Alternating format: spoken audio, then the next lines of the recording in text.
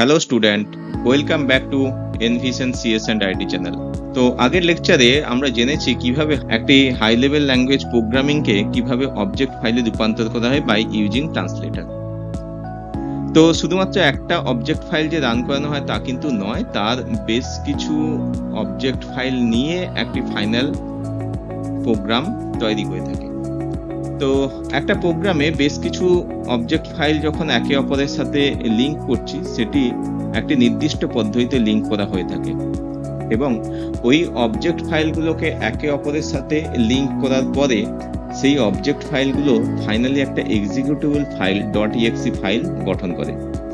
ওই .exe ফাইলটাকে যতক্ষণ না আমরা র্যাম বা প্রাইমারি মেমোরি বা মেন মেমোরিতে লোড করছি, ততক্ষণ পর্যন্ত ওই এক্সিকিউটেবল ফাইলটাকে সিপিইউ এক্সিকিউশন করতে পারেন, কারণ সিপিইউ সেকেন্ডারি মেমোরিকে অ্যাক্সেস করতে পারে না ডিরেক্টলি।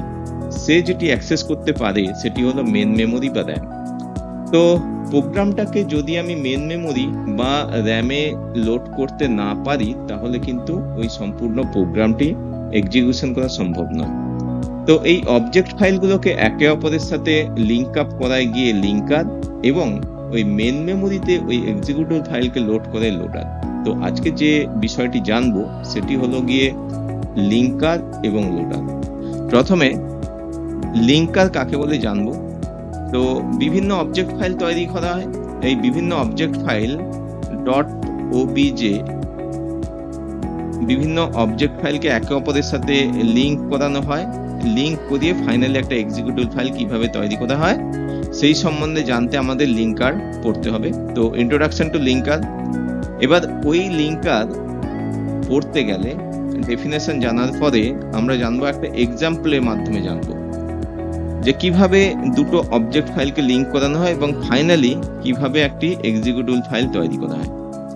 এটি জানার পর জানবো দু ধরনের লিঙ্কার আছে, স্ট্যাটিক লিঙ্কার এবং ডাইনামিক লিঙ্কার। অর্থাৎ একটি কম্পাইল টাইমে হয়ে থাকে আর একটি রান টাইমে হয়ে থাকে, লিঙ্ক হয়ে থাকে। সেটি সম্বন্ধে ডিটেলস জানবো। কম্পাইল টাইমে কখন হয়ে থাকে, কিভাবে হয়ে থাকে, রান টাইমে কখন হয়ে থাকে, কিভাবে হয়ে থাকে, তার অ্যাডভান্টেজ, এদের ডিসঅ্যাডভান্টেজ, এই সম্বন্ধে দুটোর পার্থক্য এই সম্বন্ধে জানবো।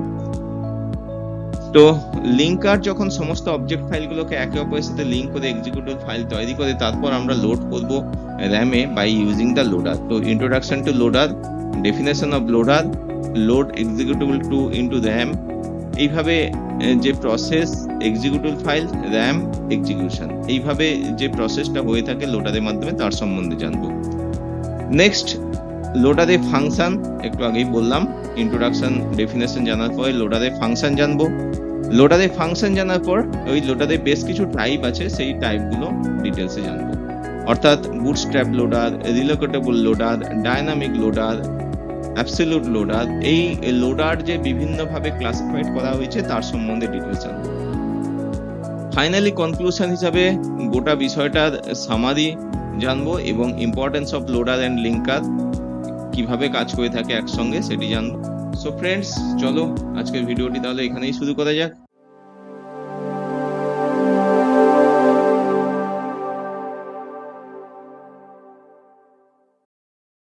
Basically, linker is a system software.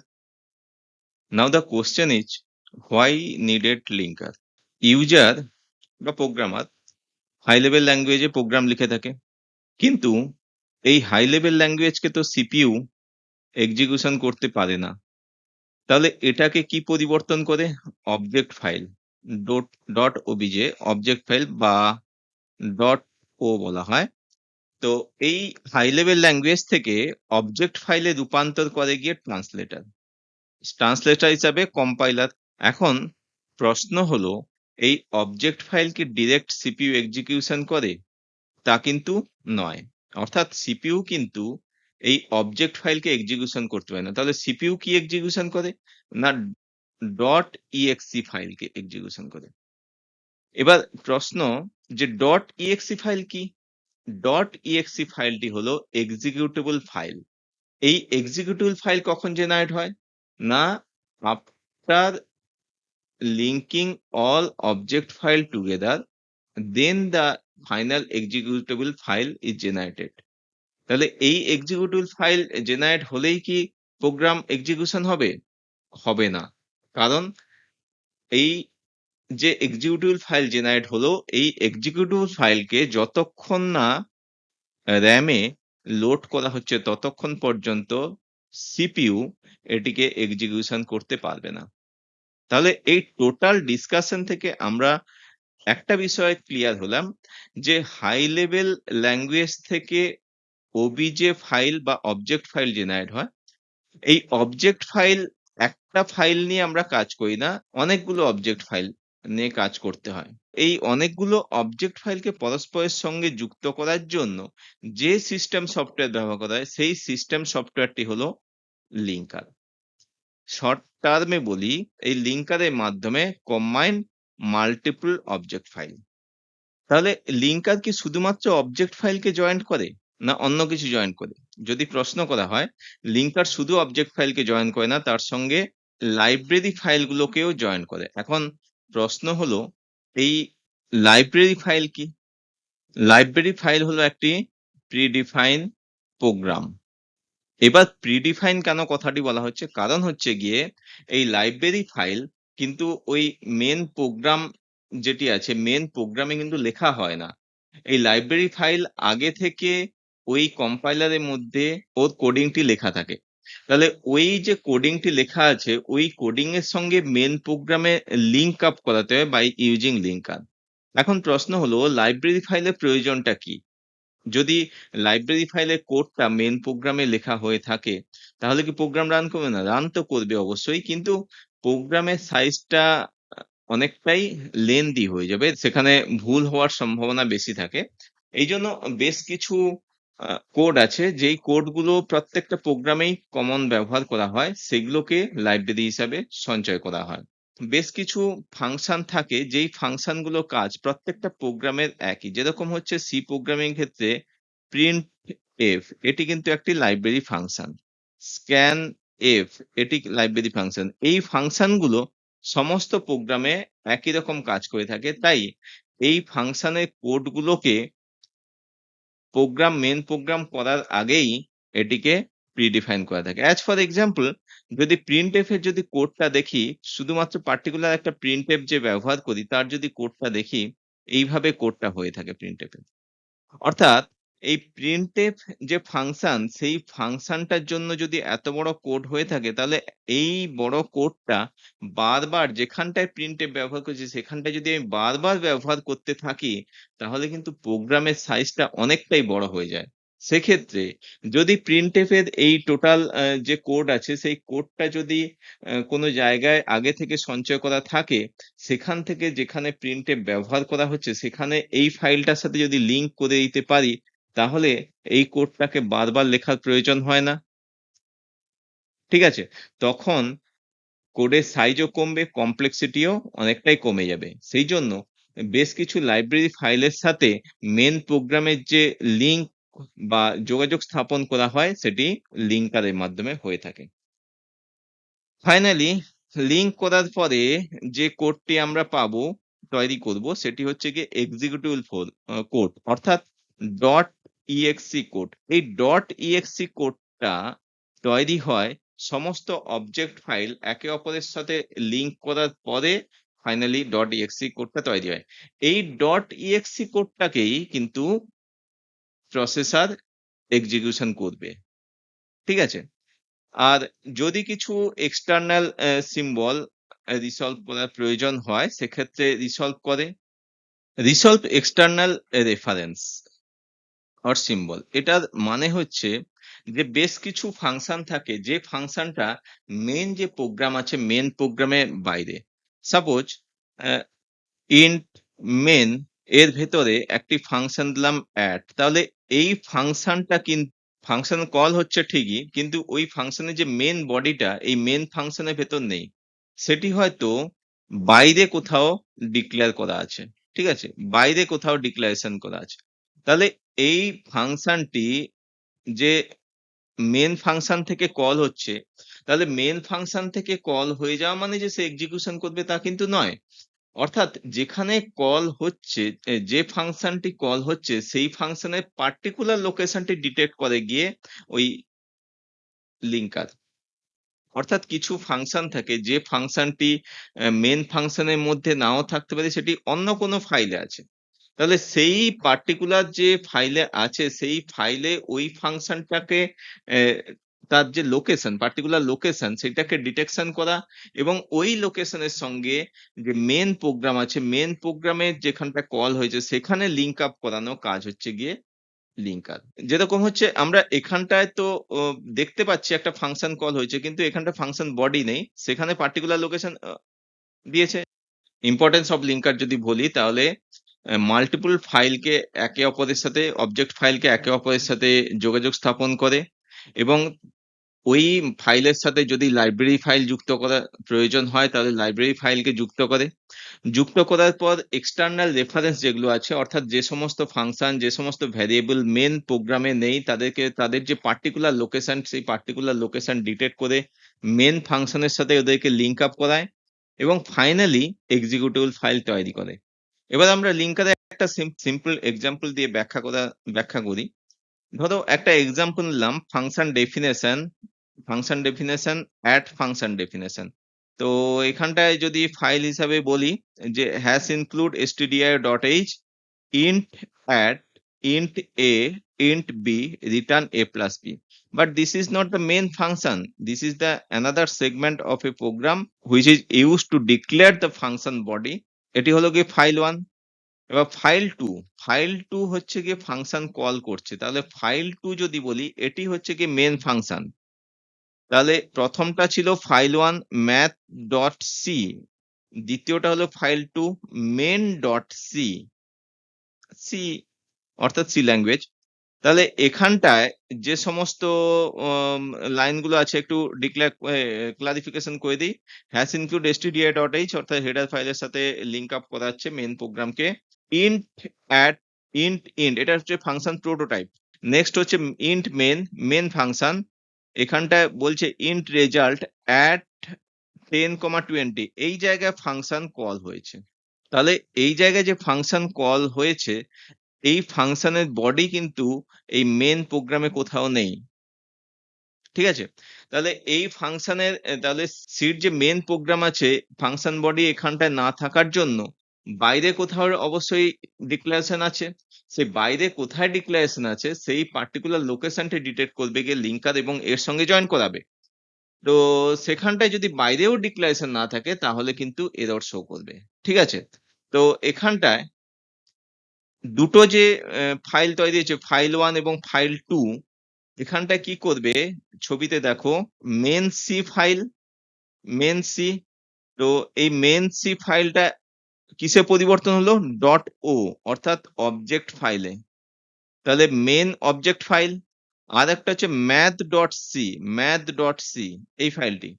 তাহলে math.c also converted to object file by the help of translator, that means compiler, this is also a object file। তাহলে এই দুটো অবজেক্ট ফাইল অর্থাৎ মেনের অবজেক্ট ফাইল এবং ম্যাথের অবজেক্ট ফাইল, দুটো object ফাইলকে একে অপরের সাথে লিঙ্ক করছে গিয়ে লিঙ্কার এবং সেই লিঙ্ক করার পরে ফাইনালি আমরা পাচ্ছি গিয়ে এক্সিকিউটেবল ফাইল, ঠিক আছে? তাহলে দুটো ফাইল মেন ফাইল এবং ম্যাথ ফাইল দুটোকে লিঙ্কারের মাধ্যমে লিঙ্ক আপ হওয়ার পরে ফাইনালি scanner.exe ফাইলটা পাচ্ছি। তাহলে এখানটায় দুটো সেপারেট অবজেক্ট ফাইল তৈরি হলো, সেপারেট অবজেক্ট ফাইল থেকে দুটোকে লিঙ্ক করানো হলো, লিঙ্ক করে ফাইনালি এক্সিকিউটেবল ফাইল আমরা পেলাম। যদি মেন ফাংশনটার ভেতরে অ্যাড ফাংশন কল হয়েছে কিন্তু অ্যাড ফাংশনের বডি কোথাও ডিক্লারেশন করা না হয়ে থাকে, মানে আউট অফ মেন ফাংশন যদি কোথাও অ্যাড ফাংশনের বডি ডিক্লারেশন না থাকে তাহলে কিন্তু এরর দেখাবে, অর্থাৎ সেখানে কিন্তু লিঙ্কার কোনো কাজ করবে না। আবার কথাটা ঘুরিয়ে বলতে পারি, যদি লিঙ্কার না থাকে তাহলে মেন প্রোগ্রামের সঙ্গে ওই ম্যাথ প্রোগ্রাম অর্থাৎ মেন ফাইলের সাথে ম্যাথ ফাইল লিঙ্ক আপ কেউ করাতে পারবে না। আর যখনই লিঙ্ক আপ হবে না তখন কিন্তু এরর দেখাবে, অর্থাৎ আনডিফাইন্ড রেফারেন্স এরর শো করবে উইদাউট ইউজিং লিঙ্কার। এবার প্রোগ্রাম যখন তৈরি করছি অর্থাৎ হাই লেভেল ল্যাঙ্গুয়েজ থেকে যখন .exe ফাইল জেনারেট হচ্ছে এবং সেটাকে এক্সিকিউশন করছে, এখানটায় দুটো এনভায়রনমেন্ট কাজ করছে। দুটো এনভায়রনমেন্ট বলতে এক্সিকিউশন যখন হচ্ছে তাহলে বিফোর এক্সিকিউশন একটা এনভায়রনমেন্ট তৈরি হচ্ছে, আর এক্সিকিউশন টাইম, অন টাইম বা রান টাইম, অর্থাৎ এক্সিকিউশন চলাকালীন একটা এনভায়রনমেন্ট আর এক্সিকিউশন শুরু হওয়ার আগে একটা এনভায়রনমেন্ট। তাহলে এক্সিকিউশন শুরু হওয়ার আগে যে এনভায়রনমেন্ট সেটাকে বলা হচ্ছে কম্পাইল টাইম। আর যখন এক্সিকিউশন চলছে বাই ইউজিং দ্য সিপিইউ, যখন এক্সিকিউশন চলছে after load the executable file into the RAM, তখন বলা হচ্ছে রান টাইম এনভায়রনমেন্ট। এই দুটো টাইমেই কিন্তু লিঙ্ক আপ হয়ে থাকে, প্রোগ্রাম লিঙ্ক আপ হয়ে থাকে। এখন প্রশ্ন হলো যে দুটো টাইমেই যে লিঙ্ক আপ হচ্ছে, তাহলে দুটো ভাগেই ভাগ করা যায়, দুভাবেই লিঙ্কিং করা যায়। তাহলে যখন আমরা কম্পাইল টাইমের সাথে লিঙ্কিং করাবো সেটাকে বলা হচ্ছে স্ট্যাটিক লিঙ্কার, এবং যখন রান টাইমের সাথে অর্থাৎ প্রোগ্রাম যখন চলছে পরপর পরপর এক্সিকিউশন প্রসেস অনগোয়িং হচ্ছে, তখন সেটাকে বলবো গিয়ে ডায়নামিক লিঙ্কার। তাহলে এখন যেটা পড়বো যে টাইপ অফ লিঙ্কার, তাহলে দু ধরনের হচ্ছে, স্ট্যাটিক লিঙ্কার আর একটা হচ্ছে dynamic linker. Static linking basically compile টাইমের সময় হয়ে থাকে। তাহলে একটু আগেই বললাম কম্পাইল টাইম হচ্ছে গিয়ে বিফোর এক্সিকিউশন কম্পাইল টাইম। এবার প্রশ্ন হচ্ছে কম্পাইল টাইমের আগে যদি হয়ে থাকে তার কি কি অ্যাডভান্টেজ আছে।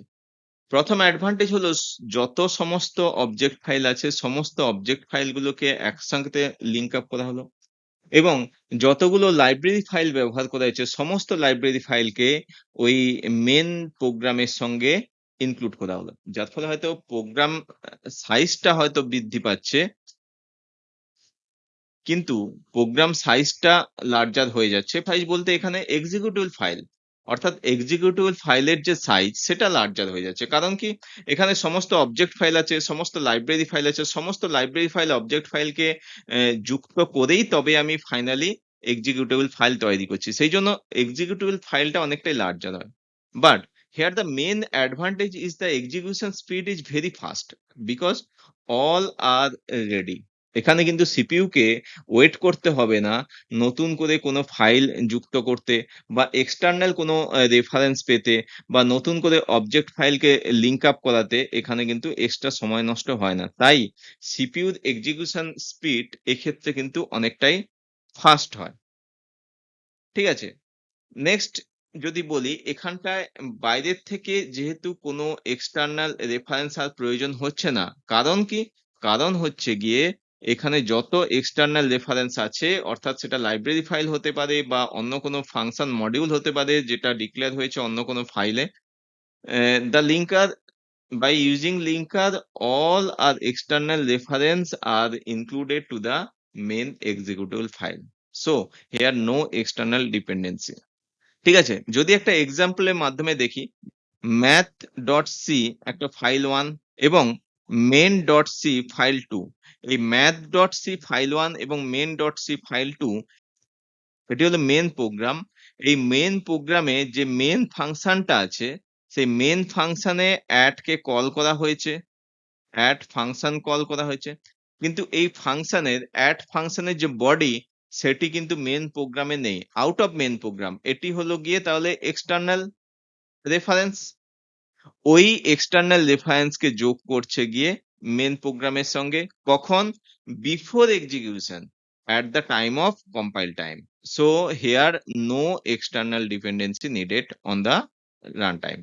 যদি স্ট্যাটিক লিঙ্কারের এক্সাম্পলটা ক্লিয়ার ভাবে দেখি, তাহলে এখানটায় আগের এক্সাম্পলকে রেফারেন্স ধরে এখানটায় কিন্তু দুটো অবজেক্ট ফাইল তৈরি হচ্ছে, একটি মেন ডট সি থেকে মেন ডট অবজেক্ট ফাইল এবং ম্যাথ ডট সি থেকে math dot object file.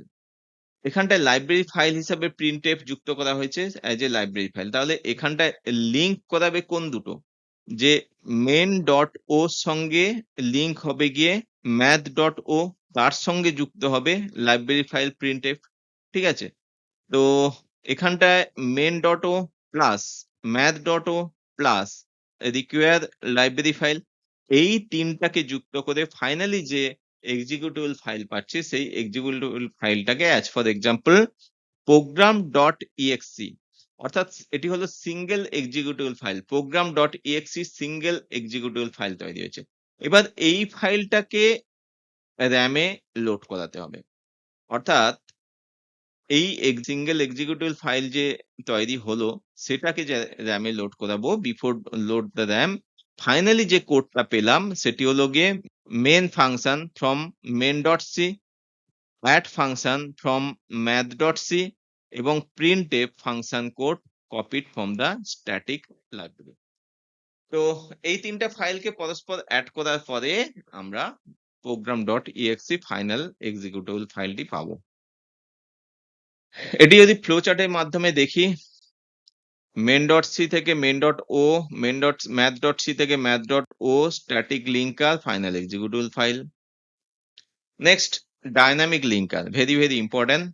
Dynamic linking is a linking process where the required library file are loaded and linking at the runtime or execution time. That means যখন program run করছে অর্থাৎ main যে ফাইলটা আছে main ফাইলটা র্যামে load হচ্ছে, main ফাইলটা র্যামে load হওয়ার পরে সেটি পরপর এক্সিকিউশন শুরু হয়েছে, শুরু হওয়ার পরে যখন যেটি অবজেক্ট ফাইল লিঙ্ক করার প্রয়োজন আছে তখন সেটিকে লিঙ্ক করছে। অর্থাৎ যদি লাইব্রেরি ফাইল দেখা গেল যে প্রিন্টএফ ফাংশনটি এসছে তখন প্রিন্টএফ ফাংশনের যে লাইব্রেরিটা সেটিকে তখন লিঙ্ক করাবে।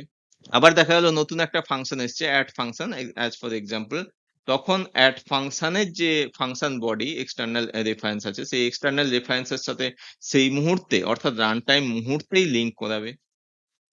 অর্থাৎ এই ডাইনামিক লিঙ্কিং এর ক্ষেত্রে ডাইনামিক টার্মটা এই কারণের জন্য ব্যবহার করা হয়েছে, কারণ হচ্ছে কি এখানে যা কিছু লিঙ্কিং এবং লোডিং হবে সমস্ত কিছু কিন্তু এই রান টাইমের সময় হয়ে থাকবে। যার ফলে এটা সুবিধাটা হচ্ছে কি, সুবিধাটা হচ্ছে প্রোগ্রামের যে কোড অর্থাৎ প্রোগ্রামের যে এক্সিকিউটেবল কোড সেটা কিন্তু অনেকটাই ছোট হয় as compared to static linking, because static linking are linked and loaded every library file or object file before execution, so the length of main executable file is larger than the dynamic linker program। কিন্তু এক্ষেত্রে দেখা যাচ্ছে যে র্যামে main প্রোগ্রামটা বা main ফাইলটা load হচ্ছে, execution কিন্তু স্টার্ট হয়ে গেছে, তাহলে মেন ফাইল বা মেন প্রোগ্রামের কোড সাইজ কিন্তু ছোট, আর যখন যেটা প্রয়োজন হচ্ছে তখন যখন যে লাইব্রেরি ফাইলটা প্রয়োজন হচ্ছে তখন লাইব্রেরি ফাইলটা ইনক্লুড করছে, যখন মেন ফাংশন যখন কোনো ফাংশন কল হচ্ছে তখন একমাত্র এক্সটার্নাল রেফারেন্সের সঙ্গে সেই ফাংশন যে পার্টিকুলার লোকেশন আছে সেই লোকেশনের সাথে লিঙ্ক আপ করাচ্ছে। সেই জন্য এখানে এক্সিকিউটেবল ফাইলের যে কোড সাইজটা কিন্তু ছোট হয়, এই কথাটাই এখানে বলা আছে। আর এক্ষেত্রে কি হচ্ছে, বেটার মেমোরি ইউটিলাইজেশন সে তো হবেই, কারণ হচ্ছে কি যখন স্ট্যাটিক লিঙ্কার করেছিলাম তখন প্রোগ্রাম সাইজটা বড় হওয়ার জন্য অনেক বেশি মেমোরি নিয়েছিল, কিন্তু এখানে প্রোগ্রাম সাইজ ছোট, মেমোরি ইউটিলাইজেশনটা বেটার হয়। আর এখানটায় কিন্তু স্ট্যাটিক লিঙ্কিং এর ক্ষেত্রে যেভাবে এক্সটার্নাল রেফারেন্সের সাথে রান টাইমের সময় কোনো প্রয়োজন ডিপেন্ডেন্সি ছিল না, নির্ভরশীল ছিল না, কিন্তু এটা রান টাইমের সময় এক্সটার্নাল লাইব্রেরি ফাইলের উপরে কিন্তু ডিপেন্ডেন্ট হতে হচ্ছে। মানে তোমার ধরো তুমি একটা হয়তো গাড়ি কিনেছো, তাহলে তোমাকে বাইরের গাড়ির উপর নির্ভরশীল হতে হবে না, তাহলে তোমার গাড়িটা কিনবে কখন, বিফোর জার্নি, কোনো জায়গায় যাওয়ার আগে তো গাড়ি কেনো, তাহলে তোমার যদি গাড়ির সেট আপ থেকে থাকে তাহলে বাইরের গাড়ির জন্য তোমাকে পাবলিক ট্রান্সপোর্টের জন্য অপেক্ষা করতে হবে না, যার ফলে তোমার সময় অনেকটা বেঁচে যাবে। কিন্তু তোমার যদি গাড়ি না থাকে তুমি যখনই জার্নি করবে সেই জার্নির সময়ে কিন্তু তোমাকে বাইরের গাড়ির উপর নির্ভরশীল হতে হবে, সেক্ষেত্রে কিন্তু তোমার সময়টা বেশি নষ্ট হতে পারে। এখানে কিন্তু এক্সটার্নাল লাইব্রেরির উপরে ডিপেন্ডেন্ট হতে হয়, কিন্তু এক্ষেত্রে এক্সিকিউশন স্পিডটা স্লো হয়, সময় বেশি নেয় এক্সিকিউশন করতে। অ্যাজ ফর এক্সাম্পল এখানে যে এক্সাম্পলটা দেওয়া আছে ইন্ট অ্যাট এখানটা এক্সটার্নাল ফাইল, এই এক্সটার্নাল ফাইল যখন এক্সিকিউশন হচ্ছে প্রথম ডাইনামিক প্রোগ্রামিং এর ক্ষেত্রে, ডাইনামিক লিঙ্কারের ক্ষেত্রে পর এক্সিকিউশন হয়ে চলছে, এখানটায় যখনই এলো এই অ্যাড ফাংশন এই রান টাইমের সময় এই অ্যাড ফাংশনকে এই এর সঙ্গে লিঙ্ক আপ করাবে রান টাইমের সময়। তাহলে ডাইনামিক লিঙ্কারের যদি আহ, আমি ওই আগের প্রোগ্রামের রেফারেন্সটা ধরে যদি ডিসকাস করি, তাহলে প্রোগ্রামের যে মেন ফাংশন আছে, মেন ফাংশন পরপর এক্সিকিউশন করছে, এক্সিকিউশন করার পর যখনই রেফারেন্স আসছে সেই রেফারেন্সের সাথে যোগ হচ্ছে। আবার যখন প্রিন্টএফ ফাংশনটি এলো, সেই প্রিন্টএফ ফাংশন লাইব্রেরি ফাংশনের সাথে যোগ করছে, ঠিক আছে, লাইব্রেরি ফাংশনের সাথে ওই প্রিন্টএফ ফাংশন কি যোগ করছে, অর্থাৎ এক্সটার্নাল সোর্স ফাইলের সঙ্গে যোগ করছে, এইভাবেই চলতে আছে। যদি সেটি একটি ফ্লোচার্টের মাধ্যমে দেখি, তাহলে main function main object file, math function library math source code, ঠিক আছে, dynamic linking program execution load library at run time. মোদ্দা কথা এটাই, before run time static linking, during run time dynamic linking, after run time হয় না, before run time static linking, during run time হচ্ছে গিয়ে dynamic linking, ঠিক আছে। এবার স্ট্যাটিক লিঙ্কিং এবং ডাইনামিক লিঙ্কিং, স্ট্যাটিক লিঙ্কে কিছু অ্যাডভান্টেজ আছে, ডিসঅ্যাডভান্টেজ আছে, অবশ্যই ডাইনামিক লিঙ্কেও কিছু অ্যাডভান্টেজ আছে, ডিসঅ্যাডভান্টেজ আছে। যদি দুটোর ভেতরে কম্পেয়ার করি, যে লিঙ্কিং টাইম কিন্তু স্ট্যাটিক লিঙ্কিং এর ক্ষেত্রে কম্পাইল টাইমের সাথে হয়ে থাকে, আর ডাইনামিক এর ক্ষেত্রে রান টাইমে একটু আগে ডিসকাস করলাম। নেক্সট ফাইল সাইজ, তাহলে ফাইল সাইজ কিন্তু স্ট্যাটিক লিঙ্কিং এর ক্ষেত্রে লার্জার হয়, কারণ before execution all object file linked together and also added library code to the main program, so the main executable file is larger than the dynamic linker program executable file. Okay, speed, যদি speed বলা যায় অবশ্যই static লিঙ্কে fast, কারণ আগে থেকে সমস্ত কিছু রেডি আছে। তোমার জার্নির আগে যদি গাড়ি রেডি থাকে তাহলে তোমার জার্নিটা অনেক কম সময়ে সম্ভব হবে।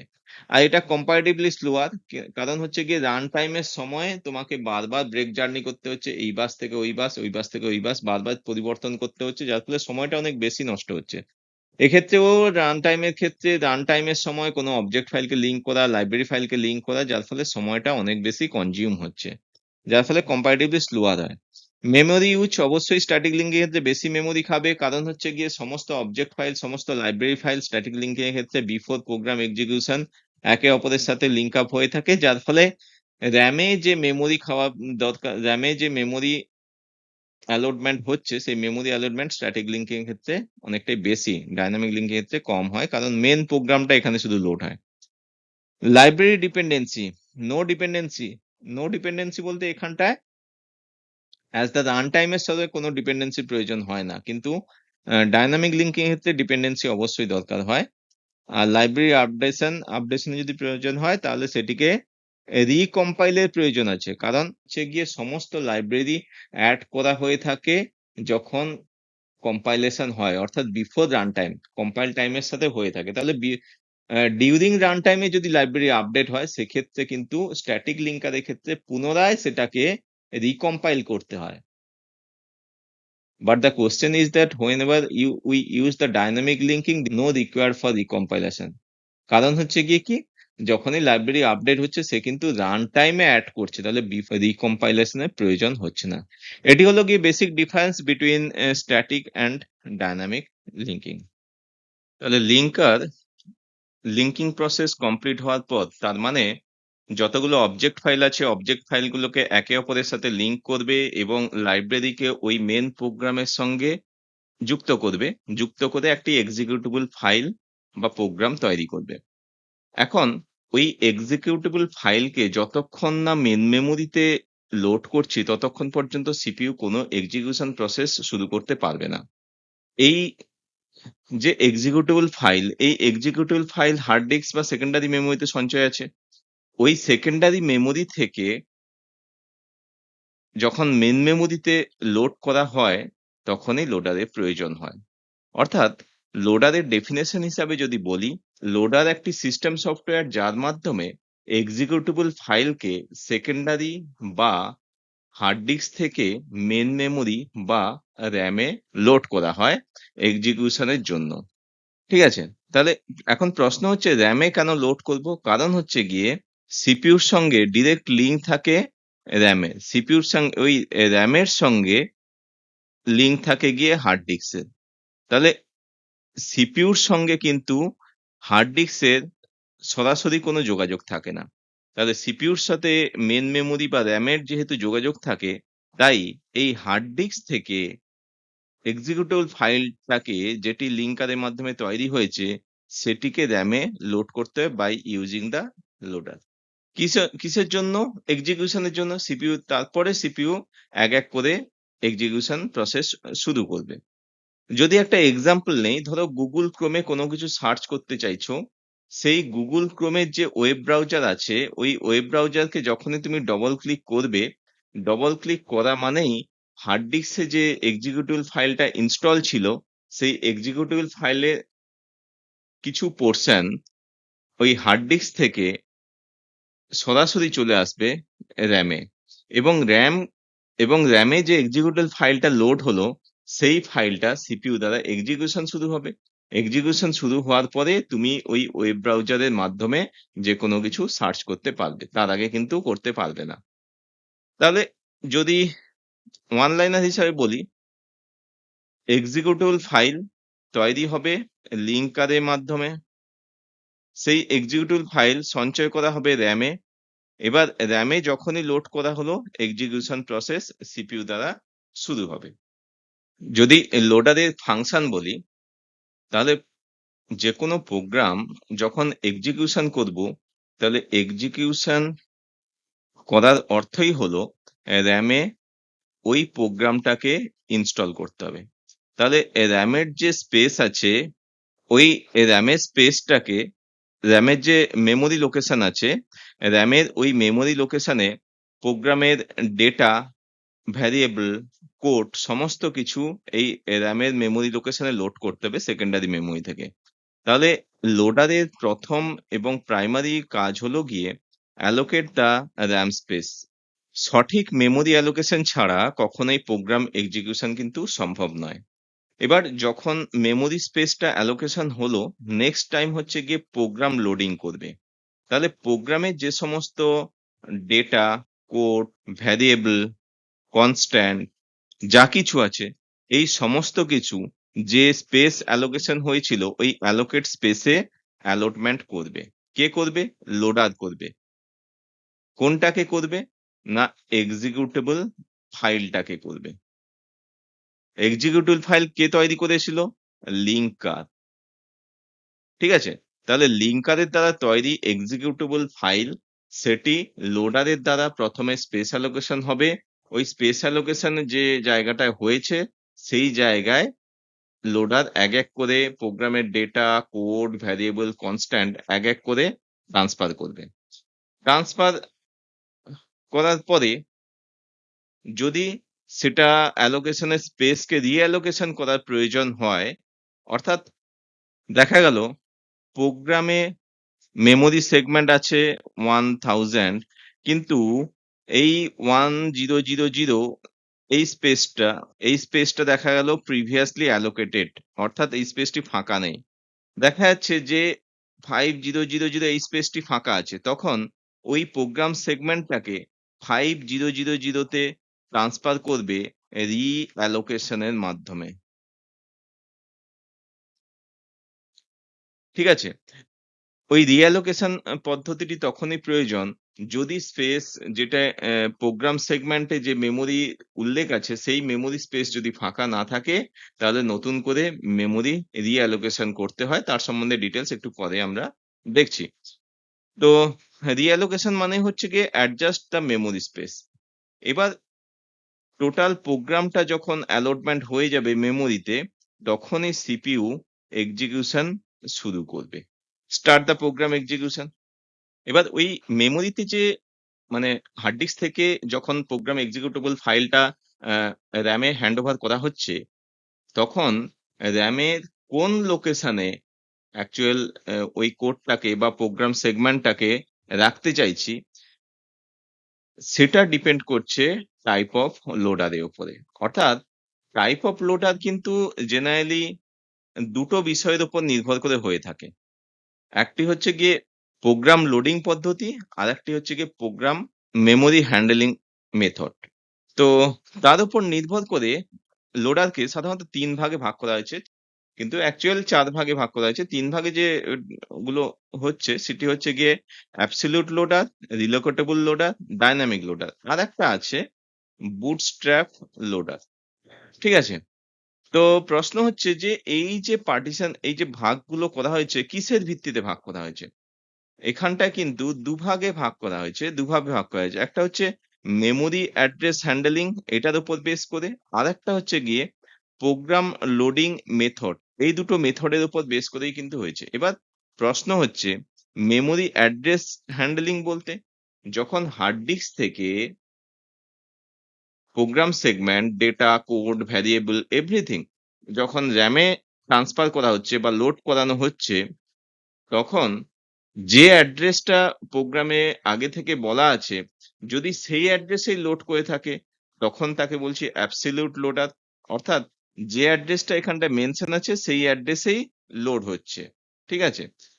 আর যদি ওই স্পেস অ্যালোকেশন আগে থেকে হয়ে থাকে, ওই স্পেসটা যে অ্যাড্রেসটা উল্লেখ করা আছে সেই অ্যাড্রেসের স্পেস যদি আগে থেকে অ্যালোকেশন হয়ে থাকে, সেক্ষেত্রে কিন্তু লোডিং এর প্রবলেম হতে পারে। তখন কিন্তু ওই স্পেসটা খালি না করে লোড করানো সম্ভব হয় না। কিন্তু রিঅ্যালোকেশন রিঅ্যালোকেটিং লোডারের ক্ষেত্রে দেখা গেল যে স্পেসটি আগে থেকে অ্যালটমেন্ট হয়ে আছে কিন্তু প্রোগ্রামে ওই স্পেসের কথা ডিফাইন করা আছে, যদি সেই স্পেস খালি না থাকে তাহলে যে স্পেসটি খালি আছে সেই স্পেসটি মধ্যে program segment, code, data, variable load করতে পারে। এই প্রসেসটাকে বলা হয় রিঅ্যালোকেশন। অর্থাৎ আগে থেকে অ্যালটমেন্ট ছিল, যে স্পেসটা অ্যালটমেন্ট নেই, ফাঁকা আছে, সেই স্পেসে রিঅ্যালোকেশন করা হচ্ছে। মেমোরি অ্যাড্রেস হ্যান্ডলিং এর উপরে বেসিক্যালি দুটো টাইপের লোডার হয়। একটি হচ্ছে অ্যাবসলিউট লোডার, একটি হচ্ছে রিলোকেটেবল লোডার। আরেকটি হচ্ছে প্রোগ্রাম লোডিং মেথডের উপরে।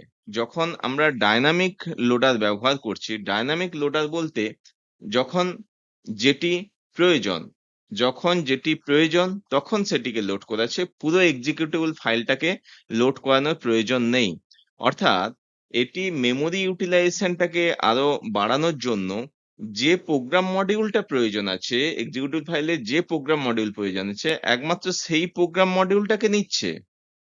মডিউল 1 কাজ শেষ হলো, মডিউল 2 কাজ শেষ হলো, ফ্রি করে দিল স্পেস, মডিউল 3 কাজ শেষ হলো, ফ্রি করে দিল স্পেস। যার ফলে মেমোরি ইউটিলাইজেশনটা বৃদ্ধি পাচ্ছে।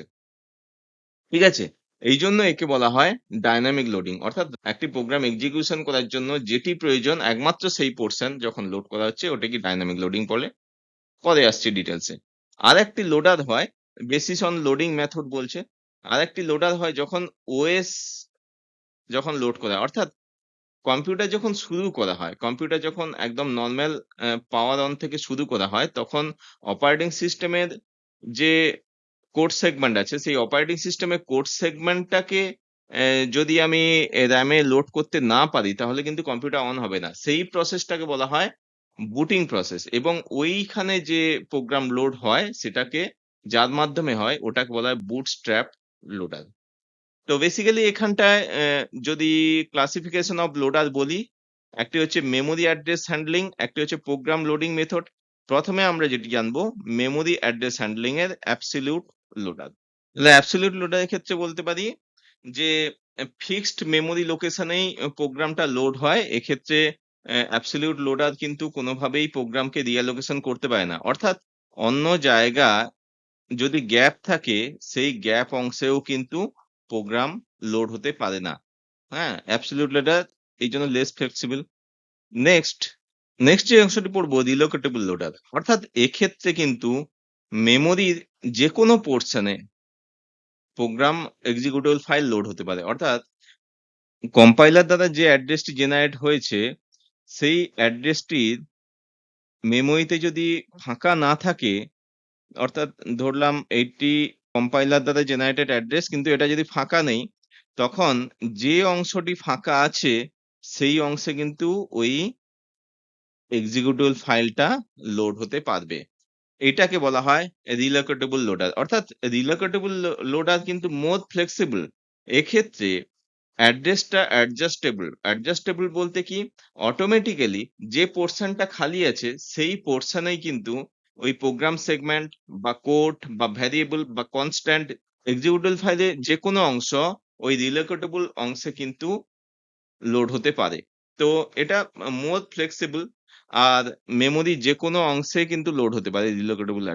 নেক্সট আসি ডাইনামিক লোডিং। এই ডাইনামিক কথাটার মানেই হলো গিয়ে রান টাইমের সময় লোড করবে। অর্থাৎ এখানটায় যা কিছু লোডিং হয়ে থাকে সবকিছু কিন্তু ওই রান টাইমের সময় হয়ে থাকে। অর্থাৎ সমস্ত প্রোগ্রাম একসাথে কিন্তু লোড হয় না। অর্থাৎ একটা এক্সিকিউটেবল ফাইলের যে কোড সেগমেন্ট আছে পুরো কোড সেগমেন্টটা মেমোরিতে লোড হয় না। তাহলে কোন পোর্শন লোড হবে? যে পোর্শনটা যখন প্রয়োজন তখনই লোড হবে। যদি প্রয়োজন না থাকে মেমোরি ক্লিয়ার করে দেবে। যার ফলে এটির ক্ষেত্রে অপ্রয়োজনীয় কোনো ডেটা লোড করার কোনো প্রয়োজন নেই। ঠিক আছে? এক্ষেত্রে সম্পূর্ণ কোডটি যে প্রথমে লোড করে দিবে তা কিন্তু নয়। ডাইনামিক লোডিং এর ক্ষেত্রে এক্সিকিউশন বা রান টাইমের সময় যে ফাইল, যে পোর্শনটি প্রয়োজন একমাত্র সেই ফাইল বা সেই পোর্শনটি লোড করবে। যার ফলে মেমোরি, এক্ষেত্রে কিন্তু মেমোরি এফিসিয়েন্টলি ইউজ হয়। কারণ এখানে অপ্রয়োজনীয় কোনো ডেটা বা তথ্য এখানটায় লোড হয় না। ঠিক আছে? নেক্সট এবং লাস্ট যেটি পড়বো সেটি হচ্ছে গিয়ে বুটস্ট্র্যাপ লোডার। এখন বুটস্ট্র্যাপ লোডার কথাটি বলতে গেলে প্রথমে একদম স্টার্ট থেকে শুরু করতে হবে। অর্থাৎ কম্পিউটারকে যখন পাওয়ার অন করা হয় সেই পাওয়ার অন করা থেকে কম্পিউটার ওএস এ প্ল্যাটফর্ম রেডি হওয়া পর্যন্ত যে প্রসেস, সেই প্রসেসটা যে লোডার করে থাকে তাকে বুটস্ট্র্যাপ লোডার বলে। তাহলে যখন কম্পিউটার যখন প্রথম পাওয়ার সুইচ অন করলাম, সেই সুইচ অন করার সঙ্গে সঙ্গেই প্রোগ্রাম অর্থাৎ ওএসটা যেখানটায় ইনস্টল থাকে সেই ওএস এর যে পোর্শন গুলো প্রয়োজন ওই পোর্শনটা র্যামে লোড করবে বুটস্ট্র্যাপ লোডার। অ্যাকচুয়াল কি হয়, যখন প্রোগ্রাম আমরা কোনো কিছু যখন সফটওয়্যার রান করাই সেই সফটওয়্যারটা ইনস্টল করি হার্ড ডিস্ক বা সেকেন্ডারি মেমোরিতে। এবার ওই সফটওয়্যার নিয়ে যখন কাজ করব তাকে ডবল ক্লিক করতে হয়। সেটা হতে পারে কোনো ওয়েব ব্রাউজার হতে পারে, কোনো গেমিং সফটওয়্যার হতে পারে, কোনো ওয়ার্ড এডিটিং সফটওয়্যার হতে পারে, কোনো ভিডিও এডিটিং সফটওয়্যার হতে পারে। Any type of software first install হয় কিন্তু হার্ড ডিস্কে। ঠিক আছে? এবার হার্ড ডিস্ক থেকে র‍্যামে তখনই লোড করবে যখন আমি ওই সফটওয়্যারটি ব্যবহার করব। তাহলে ওই সফটওয়্যারটা ধরো ভিডিও এডিটিং এর সফটওয়্যার, গ্রাফিক্স এর সফটওয়্যার বা গেমিং এর সফটওয়্যার যদি কোনোভাবে নষ্টও হয়ে যায় ভাইরাস এফেক্টেড হয়ে বা অ্যাক্সিডেন্টালি যদি কোনো ডেস্ট্রয় হয়ে যায় সেক্ষেত্রে ওটাকে রিট্রিভ করা সম্ভব হয়। নতুন করে আবার ইনস্টল করে আবার ওটাকে চালু করা সম্ভব হয়। কিন্তু এই যে কম্পিউটার স্টার্টের সময় অপারেটিং সিস্টেমের যে প্রয়োজনীয় এক্সিকিউটেবল ফাইলগুলোকে নিয়ে র‍্যামে লোড করছে, সেই র‍্যামে লোড করার সময় যদি এই বুটস্ট্র্যাপ লোডারটি কোনোভাবে ডেস্ট্রয় হয়ে যায় বা খারাপ হয়ে যায় বা ভাইরাস এফেক্টের জন্য নষ্ট হয়ে যায়, তাহলে কিন্তু ওই লোডটা কখনোই সম্ভব নয়। তাই এই বুটস্ট্র্যাপ লোডারটিকে কম্পিউটারে এমন একটা পোর্শনে রাখা হয় যেই পোর্শনটায় কিন্তু খুব সহজে নষ্ট হয় না। অর্থাৎ রিড অনলি মেমোরি বা রমে রাখা হয় যেটাকে ফার্মওয়্যার বলা হয়। এই রিড অনলি মেমোরি বা রমে রাখা হয় কখন? যখন কম্পিউটার ম্যানুফ্যাকচারিং হয়, সেই কম্পিউটার ম্যানুফ্যাকচারিং এর সময় ওই রমের ভেতরেই ওই বুটস্ট্র্যাপ লোডারে প্রোগ্রামটি সিস্টেম সফটওয়্যারটি ঢুকিয়ে দেওয়া হয়। কারণ হচ্ছে কি, কম্পিউটারকে শুরু করতে হলেই প্রথমে এই সিস্টেম সফটওয়্যারটির প্রয়োজন আছে। তাছাড়া অপারেটিং সিস্টেম কোনোভাবেই চালু হবে না। আর অপারেটিং সিস্টেম একটি সিস্টেম সফটওয়্যার। এই সিস্টেম সফটওয়্যারের উপর ডিপেন্ড করেই সমস্ত অ্যাপ্লিকেশন সফটওয়্যার গুলি কাজ করে। যদি অপারেটিং সিস্টেম না চালু হয় তাহলে আমরা কোনো অ্যাপ্লিকেশন সফটওয়্যার চালু করতে পারব না। তাই এই বুটস্ট্র্যাপ লোডার যে সিস্টেম সফটওয়্যার সেই সিস্টেম প্রোগ্রামটা কিন্তু রমে ফার্মওয়্যার হিসাবে স্টোর থাকে। ঠিক আছে? তাহলে এর প্রাইমারি কাজ কি? প্রাইমারি কাজটি হলো help to start the computer booting process. So student, আজকের ভিডিওতে আমরা বিস্তারিতভাবে জানলাম লোডার এবং লিঙ্কারের মধ্যে সম্পর্ক। আমরা এটি শিখলাম সেটি হলো linker as a system software which can be used to combine object file also library to create an executable file. তারপর যে বিষয়টি জানলাম সেটি হলো loader. Load this executable file into RAM and start for execution. Function of linker, function of linker বলতে এখানটায় লিঙ্কারের যে কাজগুলো সেটি হলো combined object file, add libraries, resolve reference এবং finally create executable file. Then type of linker, linker দু ধরনের হয়ে থাকে, একটি হচ্ছে কম্পাইল টাইমে লিঙ্ক করে যেটিকে বলা হয় স্ট্যাটিক লিঙ্কার এবং এটি ফাস্ট হয় কিন্তু এর কোড সাইজ লার্জার হয়। দেন ডাইনামিক লিঙ্কার যেটি রান টাইমের সময় অবজেক্ট ফাইল বা লাইব্রেরি ফাইলগুলি লিঙ্ক হয়ে থাকে। বেসিক্যালি এটির কোড সাইজ স্মলার হয় এবং কোড সাইজ স্মলার হওয়ার জন্য মেমোরি এফিসিয়েন্ট হয়। দেন ফাংশন অফ লোডার জানলাম, লোডারের ডেফিনেশন এবং তার কাজ, memory allocation, program loading, relocation, transfer of control. Next type of loader, basically চারটে টাইপে ভাগ করা হয়েছে। প্রথমত হচ্ছে অ্যাবসলিউট লোডার। অ্যাবসলিউট লোডার বলতে যে প্রোগ্রাম কোডে মেমোরি লোকেশন ফিক্সড করা আছে একমাত্র সেই লোকেশনেই প্রোগ্রামটি লোড হয়ে থাকে র্যামের। রিলোকেটিং লোডার বলতে যদি স্পেস অ্যাভেলেবল না থাকে যেটি প্রোগ্রাম কোডে মেমোরি আছে, মেমোরি অ্যালোকেশন করা আছে, তাহলে নতুন একটি মেমোরিতে যে স্পেসটি খালি আছে মেমোরি লোকেশনে সেই স্পেসে প্রোগ্রামটি রিঅ্যালোকেশন করায়। নেক্সট ডাইনামিক লোডার, অর্থাৎ এটি রান টাইমের সময় যতটুকু প্রয়োজন ততটুকুই প্রোগ্রাম সেগমেন্ট লোড করে। Next bootstrap loader. Bootstrap loader বলতে বোঝাচ্ছে কম্পিউটার স্টার্ট আপ থেকে অপারেটিং সিস্টেমের ফাইনাল প্ল্যাটফর্ম রেডি পর্যন্ত যে সমস্ত এসেনশিয়াল কোডগুলি আছে ওএস এর, সেটি হার্ড ডিস্ক থেকে র্যামে তুলে আনার জন্য যে লোডার ব্যবহার করা হয় সেটি বুটস্ট্র্যাপ লোডার বলে। এটি সাধারণত রমে থাকে। এদের ভেতরে কি ডিফারেন্স জানলাম, যে লিঙ্কার এবং লোডারের ভেতর কি ডিফারেন্স ডিটেলসে জেনেছি, তবুও আরেকবার বলে দিই। লিঙ্কার হলো গিয়ে বিল্ড প্রোগ্রাম আর লোডার হলো গিয়ে রান প্রোগ্রাম। ফাইনালি আমরা যেটি শিখলাম সোর্স প্রোগ্রাম থেকে এক্সিকিউশন পর্যন্ত, সেটি যদি ফ্লোচার্ট আকারে দেখি, প্রথমত হচ্ছে সোর্স কোড। সোর্স কোড অনেকগুলো ফাইল হতে পারে। এখানে যে এক্সাম্পলটা দিয়ে ডিসকাস করেছি সেই এক্সাম্পলটা দিয়ে যদি বলি তাহলে main.c, math.c দুটো ফাইল, এটিকে কম্পাইল করে অবজেক্ট ফাইল জেনারেট করলো math.o অবজেক্ট ফাইল আর main.o অবজেক্ট ফাইল। এই দুটি অবজেক্ট ফাইলকে ফাইনালি লিঙ্ক করছে বাই ইউজিং লিঙ্কার।